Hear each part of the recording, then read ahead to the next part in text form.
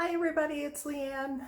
Today is baking class. We are continuing our tour around the world baking different treats from different countries. Today is Spanish flan. So today we are making a caramel flan. So flan is like a custard-like dessert. So we don't need many ingredients. We'll need 4 eggs, 3/4 cup sugar, a can of evaporated milk, a can of condensed sweetened milk, some vanilla, and water. So for utensils today, you're going to need a kettle, a spatula, a 1/4 cup measure, a tablespoon, a brush if you have it, and then we need to make a bain-marie. Now a bain-marie is a water bath that'll help your flan or any custard bake more evenly. So you need a container that the flan is going to go in. Today I'm just using a glass plate and then a 13x9 pan that will put the flan in and then pour hot water around it. So we're going to start with our caramel sauce. This dessert actually gets inverted upside down when you serve it. So the custard like is on the bottom and the caramel sauce is on the top and flows over the side. So we are going to start, I've got my kettle here. We're going to put 3/4 cup. So we need, if you're using a quarter measure like I am, you need 3 of those in your kettle. Remembering you want to level off the top so you don't have a heaping cup. And then to that we are going to add 3 tablespoons of water. So 1, 2, and 3. So then give that a quick stir.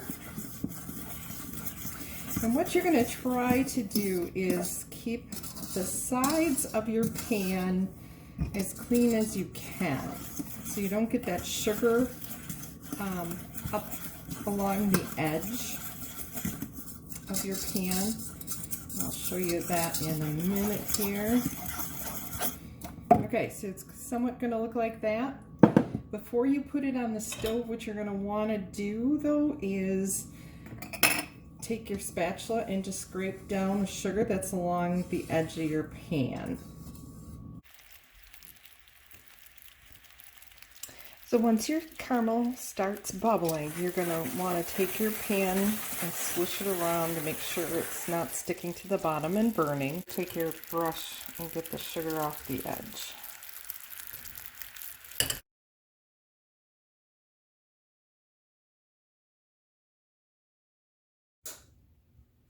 Okay, so I poured the caramel in the bottom of our pan. As you see, it's a light brown color, and you want to just swish it around to get to the edges. Careful, because it's very hot, and we'll just set that aside to cool. Next, we can start working on our flan. So we're going to take 4 eggs and break them into our dish, and then we're going to beat those well. Make sure we get those really in. We're going to beat these well.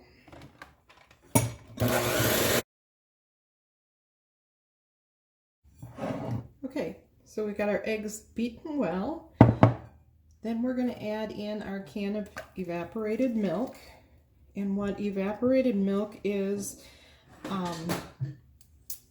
milk that's cooked down to get rid of the extra water, and then just canned to preserve it. To the eggs and evaporated milk, we're going to add sweetened condensed milk.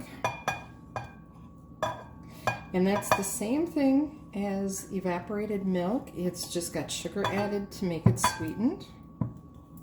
All right, and then we are going to mix this until well mixed.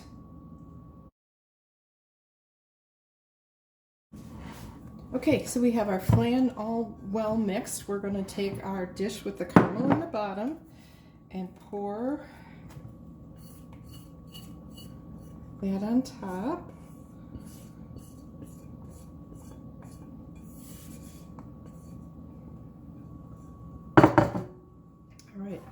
Then we're going to take and make our bain-marie. So I've got a 13 by 9 pan that I'm setting my glass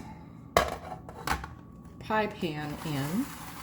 And then I have some boiling water that I have heated up with my electric pot, but you could definitely boil water on the stove or boil some water in the microwave. And what I need for doing a 13 by 9 and a pie pan together is about 3 cups of boiling water.